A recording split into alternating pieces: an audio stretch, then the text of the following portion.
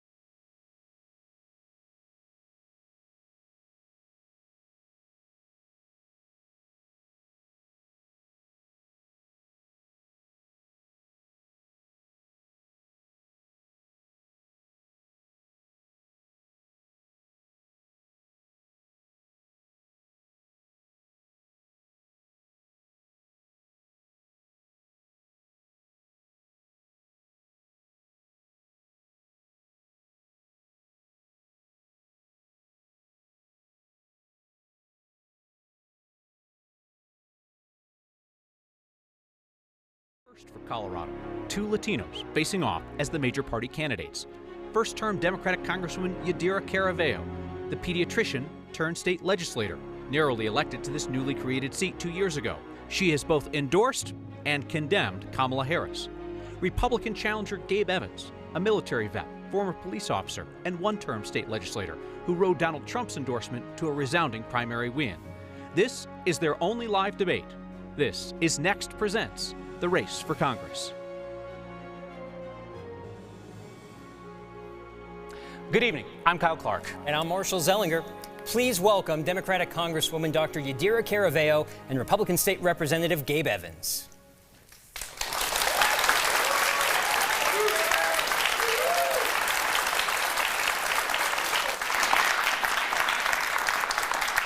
That will be the last time you hear applause and any titles, educational or otherwise, used in this debate, as you, the voters, will determine who will hold the title representative. The candidates have agreed to a couple of simple ground rules in advance. We will have 1-minute answers, rebuttals, and continued discussion at our discretion, 1-minute closing statements. We only have 30 minutes, so let's get started on the issue of immigration. Donald Trump will campaign Friday in Aurora, which he has falsely claimed has been taken over by a Venezuelan gang. Trump said that getting the gang out of Aurora will be a bloody story. He calls the city a war zone. Aurora police say that the gang's presence is small and isolated. 10 members identified, 9 arrested. Trump says he will begin the largest deportation in American history in Aurora, Colorado, removing more than what he says is 20 million people from the United States. Mr. Evans, you have said Aurora has fallen. Do you support Trump's mass deportation plan to remove every person here illegally? And given that you have served in local law enforcement, the military, and the National Guard, what do you think about Trump's plan to use all three of those forces to do it? Thank you so much for the question, and thank you all for everyone coming here tonight. As you stated, I've served in the military and I've served in law enforcement, and so I know there's a couple of things that we have to do. I've been very clear with my three-part plan. We must secure the border. Right now, Immigration and Customs says that we have over 13,000 convicted murderers who are free in our communities. We have over 99 individuals on the terrorist watch list who have been released into our communities. We have to secure our border. We have to create a path for folks who legally want to immigrate to the United States that doesn't trap them for decades in bureaucracy. And then we have to aggressively target those individuals who are illegally in our communities committing crimes, and those are the folks that we have to deport. I've never wavered from that, and I know that this is something that we have to do because we're currently the third most dangerous state in the country. That's a direct result of the policies that my opponent has voted for: open border policies, defund the police policies, policies that make it illegal for police in Colorado to even call Immigration and Customs, and I can fix it.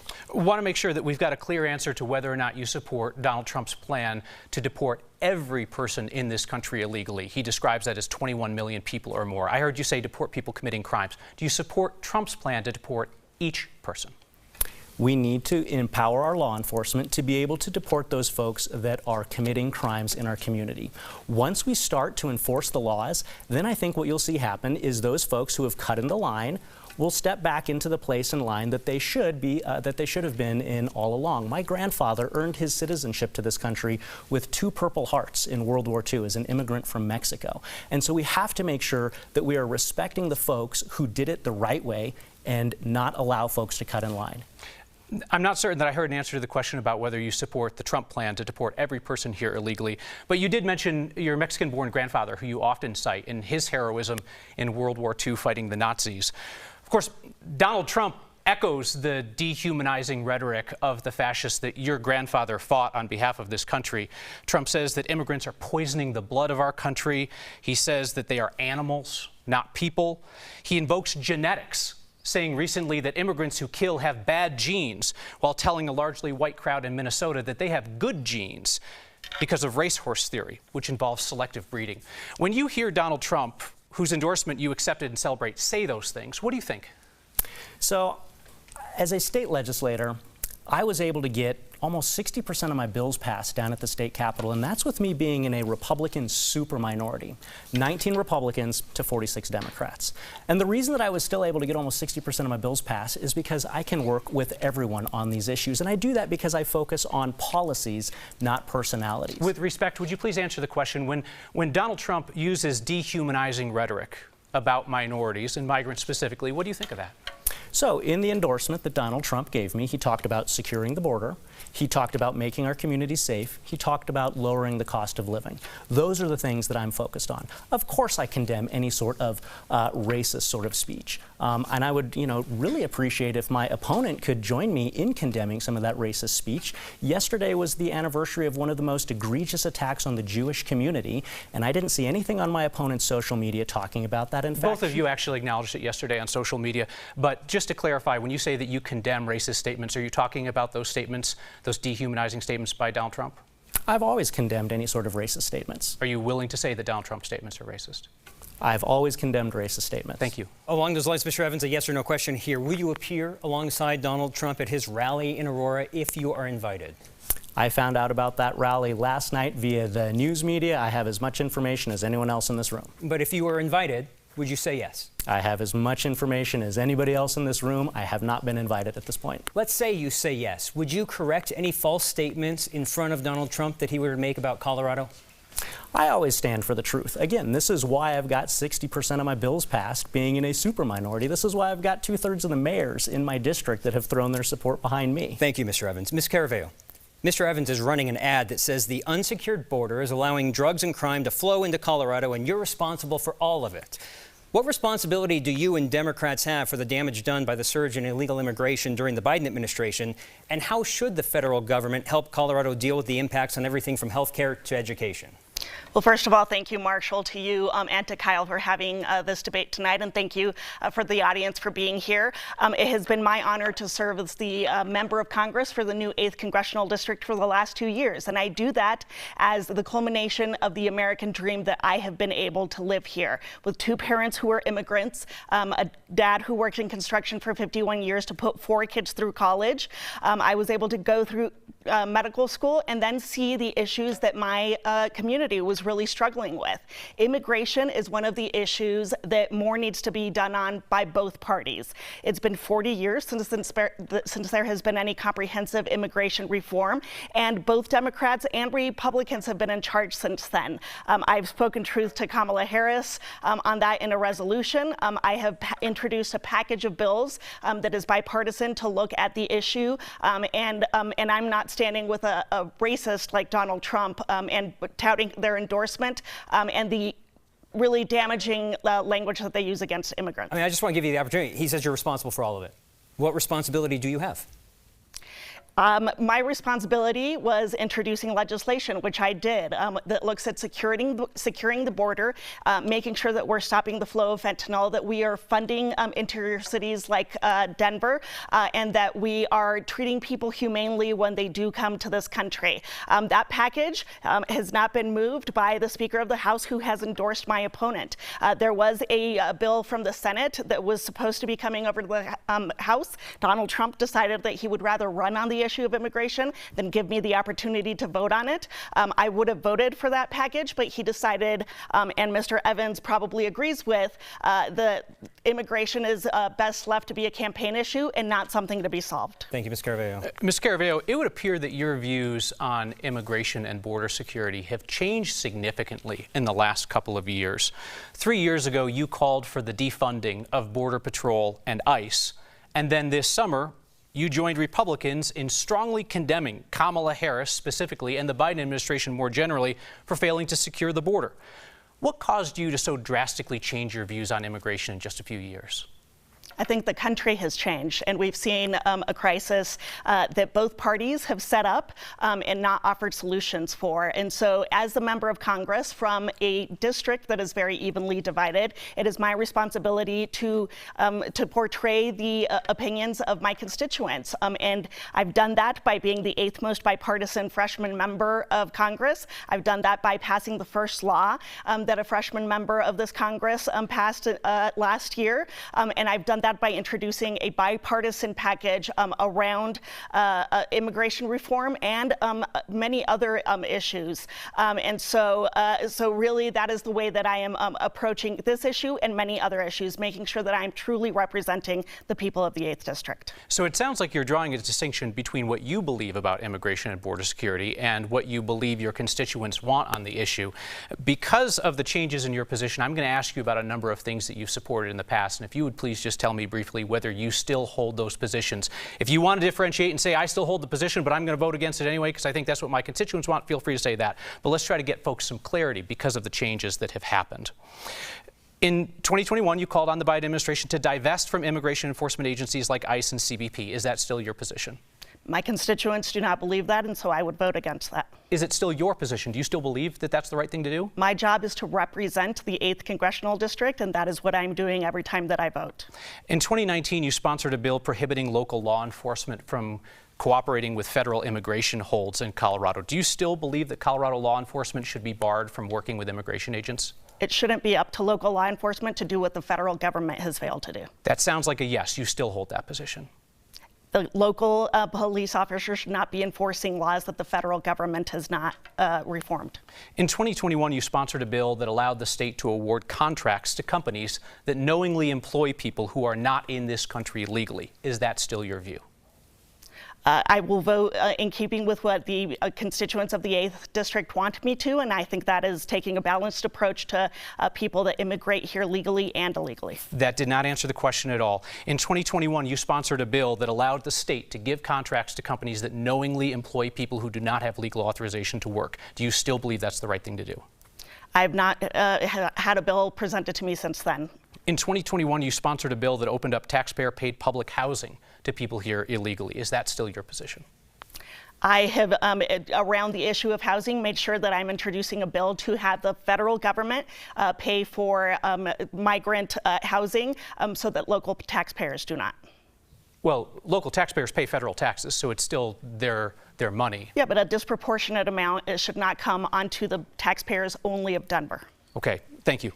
A yes or no here before we move on to other topics. Republicans and Democrats put together a bipartisan border security bill in Congress. Some key points to that bill included emergency closures to the border if there are too many crossings and speeding up asylum approvals and denials. That bill failed after Donald Trump told Republicans to oppose it. I believe, Ms. Caraveo, I already heard you say you would vote for that same bill if it came up again. I would. Okay. Mr. Evans, would you vote for that same bill if it was presented if you were a member of Congress?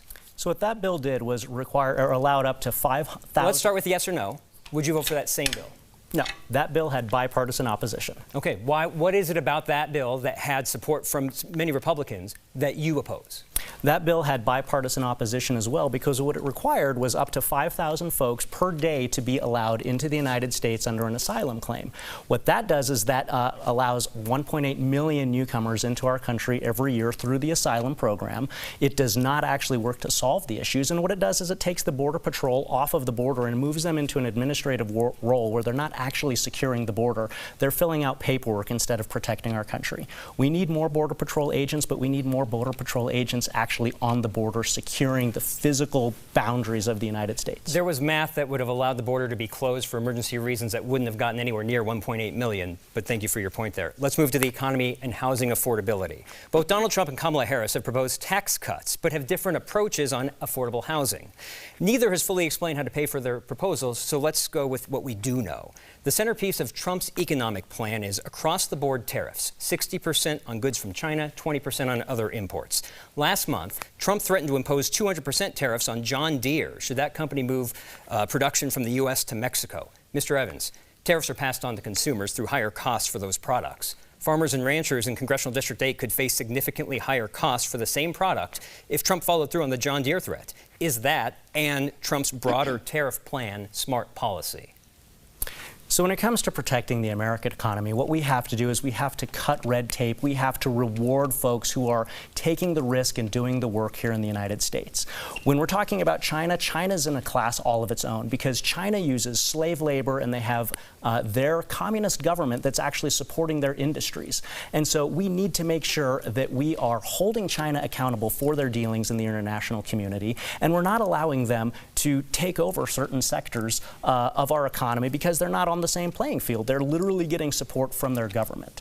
So when it comes to China, I strongly I want to make sure that we are holding China accountable for how they do their dealings. That protects the American workers. For protecting American workers, we need to cut the red tape. We need to ensure that they are able to do their job here without the punitive regulations, many of which my opponent has sponsored. She brought the most damaging bill in a decade for farmers and ranchers in the 8th Congressional District. That addressed the broader plan, and just a very quick answer about the John Deere threat. Is that fair to the people of Congressional District 8 if they had to pay more for the same product under that threat? So we need to make sure that we're creating a positive environment here in the United States so that we don't have to have threats like that, so that we can have American industry and American economy empowered here in the United States. When we actually cut that red tape, you don't have to have that threat to But in the John Deere. meantime, that threat is there. Thank you for the answer there. Ms. Caraveo, Kamala Harris is calling for increased taxes on large corporations and on Americans making more than $400,000 per year. Is that also where you would draw the line? And please be specific. Who should pay more in taxes and who should pay less? You know, I think for a very long time, especially under the Trump tax credits and Trump tax law, we have been giving breaks to people who make over $400,000 a year and to corporations. It's more than high time for them to pay their share. And so I would approve of a plan that increases taxes on those individuals. I think that the next congressperson to serve the 8th Congressional District is going to be deciding what taxes are going to be cut and what taxes are going to be increased. And I think that if my opponent were to have chance in office, he would be continuing a lot of the tax credits that benefit the wealthiest Americans amongst us. I, on the other hand, as a representative, have voted on decreasing the middle class tax amounts. I have voted to extend the child tax credit that gives $1,800 a month to working families, and so I'm going to take a very different approach. So on the less, is it $400,000 and less will be paying fewer taxes? Correct. Okay, thank you. To housing affordability now. Both of you have served in the state legislature where a lot can be done to impact housing affordability. I'd like to ask each of you to discuss something you achieved at the state level to improve housing affordability, and then something you'd look to do in Congress to help Coloradans afford homes. I'll start with Ms. Caraveo. Housing was one of the prime issues that I looked at during the COVID pandemic. I had heard stories from many constituents talking about late fees that were exorbitant, fees around trash and many other things that hadn't been delineated in people's leases when they decided to rent a place, and then later were suddenly added to their bills, sometimes totaling more than the rent itself, especially once corporations were calculating late fees the second that the rent was late, and then daily after that. I was able to pass a bill that lowered those fees, that made sure that landlords are being responsible when they are charging fees to renters, to make sure that we are making housing more affordable for them. In Congress, I am introducing a bill that is going to look at innovation around affordable housing to make sure that at the federal government, what we mainly can do is fund affordability and make sure that we're looking at the way that different developments are classified and credits that landlords can use to build. Thank you, Ms. Caraveo. Mr. Evans.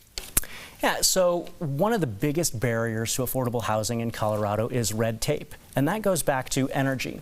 When energy is expensive, then it's more expensive to get a load of 2x4s. It's more expensive to drive that load of 2x4s to the market. It's more expensive to put the house together. When there's red tape around housing construction, as we saw in the aftermath of the Marshall Fire, where the rebuild costs were significantly higher than anticipated because of all of that red tape, all of these things contribute to a higher cost in housing. And the fact is, one party, my opponent's party, has controlled Colorado with majorities in the House, the Senate, and the governorship for the last 6 years, and houses are not more affordable. Things that I've accomplished in the legislature are fighting that red tape. I'm proud to be endorsed by the National Federation of Independent Businesses, so that's the voice of small businesses in the United States, because I fight for jobs. I fight for our small businesses, unlike my opponent who has voted against those businesses 75% of the time. That's how we make housing affordable in Colorado. Thank you, Mr. Evans. Let's discuss access to abortion. Mr. Evans, in 2022, 2 years ago, you told a conservative group that you support banning abortion except to save the life of the mother, no exceptions for rape or incest. Is that still your view today? And if not, can you explain how your view has changed in the last 2 years? Yeah, so I know the survey that you're talking about. That was a check block survey that had two options, one pro-life, one pro-choice option. I'm pro-life, so I selected the pro-life option. To clarify, that same survey allowed you to clarify and add comments to your remarks, and in fact you did on a question that was on the same page. If you felt like an exception for rape and incest was appropriate, why not add that in a comment, as you did to clarify and answer a short time later? So here's my position, and I've said it since day one, since I got into the state legislature. My voting record in the state legislature reflects this. I support exceptions for rape, for incest, for life of the mother, and I don't support a national abortion ban. I received pressure as a state representative to sign on to bills from my own party that would have taken away those exceptions. And I was one of 5 Republicans that didn't sign on to those. My voting record on this is clear from day one, and so is my opponent's voting record. She voted for abortion up to the moment of birth, no questions asked, and she voted against funding our military because she wanted to use military funds to pay for those abortions. Ms. Caraveo, you've co-sponsored a bill to protect abortion access in federal law and even supported spending tax dollars for contraception for people in this country illegally. So the question is, do you support any restrictions on abortion access? Why or why not? I support codifying Roe v. Wade. It was the law of the land for 50 years and then was taken down by a Supreme Court that Donald Trump, who has endorsed my opponent, has said he is very proud to have set up. My opponent celebrated the fall of Roe v. Wade. Now that he's running for Congress, he suddenly does not want a national abortion ban, even though he filled out a questionnaire in just the way that Kyle described 2 years ago. And he has described himself as pro-life as they come. That decision of whether to have have a child or not. It needs to be between a doctor and a woman. As a doctor, as somebody who has been in clinics talking to women about this incredibly tough choice, that is the end-all and be-all of what I think abortion law should be. It's between a woman and her doctor, not between Gabe Evans being in your exam room and telling your doctor what to do. Thank you, Ms. Caraveo. Mr. Evans, you're on the record supporting school vouchers for private schools, using taxpayer money to support private or religious schools. And Donald Trump's plan calls for universal school choice. How would you like to see that accomplished at the federal level? Right now in Colorado, we have an education crisis. I've got two boys. They're in, school-age kids. Right now in Colorado, 60% of our third graders aren't reading at the third grade level when they're in third grade. 70% of them can't do math at the eighth grade level when they're in eighth grade. And so what we need to do in this space is we need to put parents, students, and teachers back in charge of education.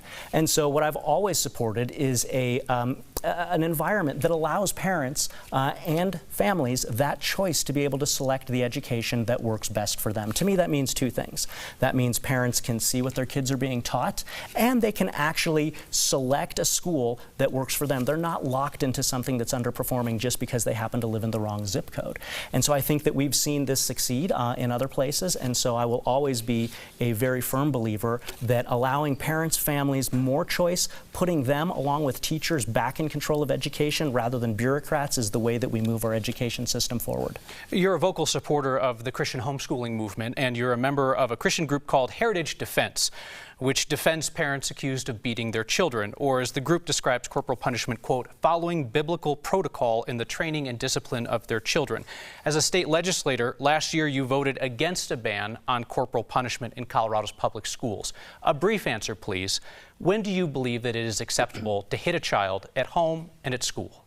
That answer is already in the law right now. It's in Title 18-1703. So you can go refer to the law where it talks about the special exception that parents and guardians have when they're tasked with the upbringing for a minor. But I want to address something you mentioned. How about public school? When is it appropriate for a child to be hit in public school?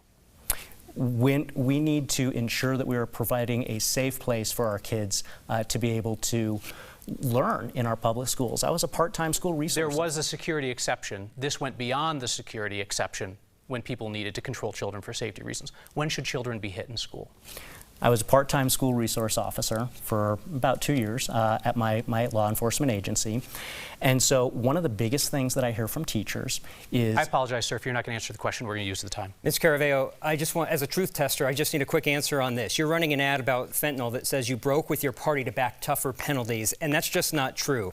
In 2019, you voted with the majority of Colorado House Democrats to defelonize small amounts of possession of fentanyl. And then you joined the majority of House Democrats to reverse that in 2022. Why deceive voters on such an obviously false claim saying that you broke with your party on that? That's not true, Marshall. I broke with my party in Congress on various votes, including one to increase the number of Border Patrol agents by 22,000. So you're referencing nothing of your actions at the state legislature in that ad? In that specific ad, I am referencing votes in Congress. Okay, thank you, Ms. Caraveo. Who won the 2020 presidential election, Ms. Caraveo? Joe Biden. Mr. Evans? Joe Biden. Mr. Evans, if Kamala Harris wins the 2024 election, will you accept the results? We have to make sure that every legal vote is counted, but yeah, I always accept the result of elections. Thank you very much. It's time for your closing statements. You'll each have 1 minute, as determined earlier by a coin toss. Ms. Caraveo, you'll go first. Thank you, Kyle and Marshall, again, and thank you to the audience and to my opponent for being here tonight. Listen, the choice in November in 4 weeks is stark. I have made sure that I am representing the 8th Congressional District in a way that my constituents would be proud of, and in a way that is in keeping with having been raised as the child of a construction worker, a child of immigrants, and somebody who's been able to live out my dream, my American dream. That is what I have been working for every single day in Congress, by making sure that I'm looking at affordability, that we're looking at healthcare and making sure that it's accessible, that we're giving the choice of healthcare back to women, and that we are keeping our air and water clean, all while ensuring that we continue to have an oil and gas industry here in the 8th District. It has been the honor of my life to serve as the representative for the 8th Congressional District, and I hope to earn your trust for 2 more years. Thank you very much. Mr. Evans. thank you so much for hosting the debate tonight, for my opponent, for having this conversation with me, and to our studio audience. And Colorado, the choice couldn't be more clear.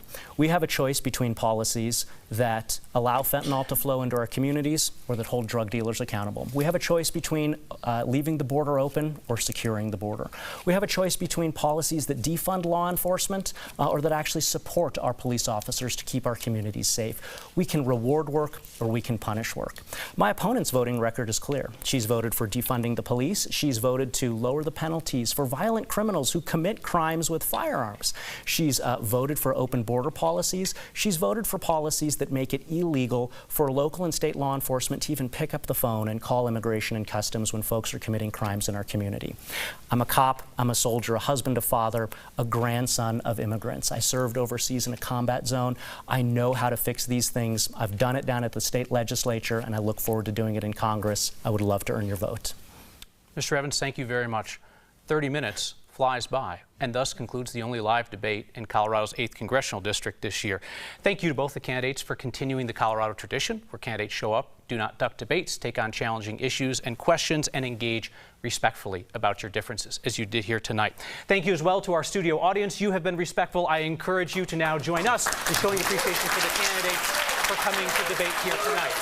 A reminder to voters, mail ballots go out in 3 days. You can register to vote and vote in person all the way through Election Day in Colorado. If you missed any of this debate, you can see it in its entirety on 9news.com, streaming on 9 News Plus, and on the 9 News YouTube channel. 9news.com is also where you will find our continuing series, Decision 2024, The Stakes for Colorado. Information to allow you to make better informed choices. For Marshall Zellinger and for all of us at 9 News, I'm Kyle Clark. This has been Next Presents The Race for Congress.